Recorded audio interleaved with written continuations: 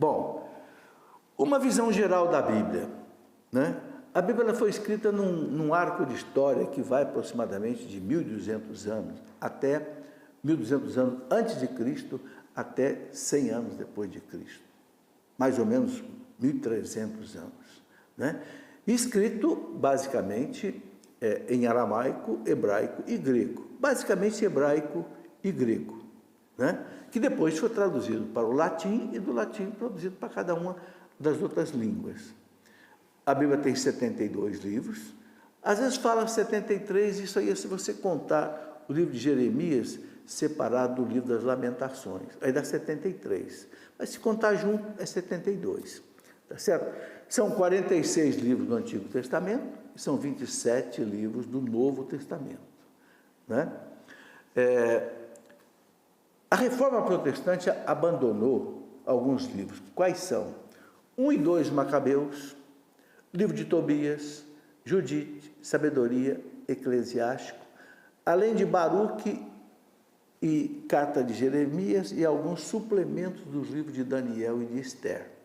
Por que a Reforma Protestante abandonou esses livros?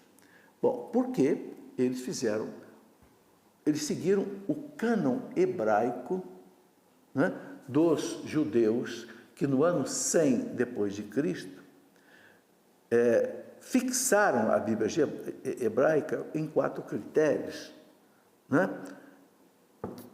E tiraram alguns livros que não satisfaziam esses critérios. O primeiro critério é o seguinte: a Bíblia tinha que ser escrita só em hebraico, só na Palestina.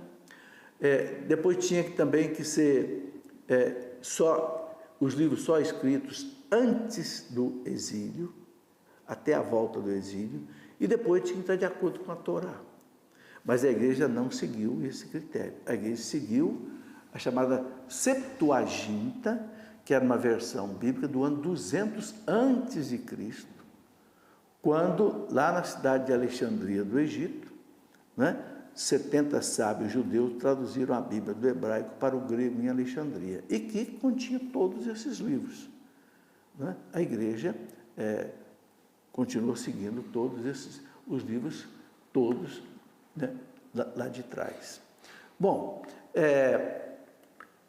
uma coisa interessante é a gente ver os livros da Bíblia na sequência da história do povo judeu.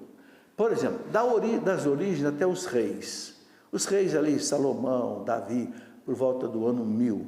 Nós temos 7 livros, desde a origem do mundo até, vamos colocar aí, Davi e Salomão. É Gênesis, Êxodo, Levítico, Número, Deuteronômio, Josué e Juízes, né? Vai até aí, mais ou menos. Depois do livro dos reis de Israel até o exílio da Babilônia. Então são 7 livros. O livro de Ruth, 1 de Samuel, 2 de Samuel, 1 e 2 dos reis, 1 e 2 das crônicas. São os livros que falam dos reis de Israel, né? E até o exílio. Depois, no exílio da Babilônia, que vai do ano 587 até o ano 538 a.C., o tempo do exílio. Então, ali foram escritos o quê? Os livros das Lamentações, de Jeremias, Ezequiel, Abdias e a segunda parte de Isaías, que é do capítulo 40 até o capítulo 55. Porque o livro do profeta Isaías ele tem 3 partes. A primeira parte, de 1 a 39, foi escrito antes do exílio.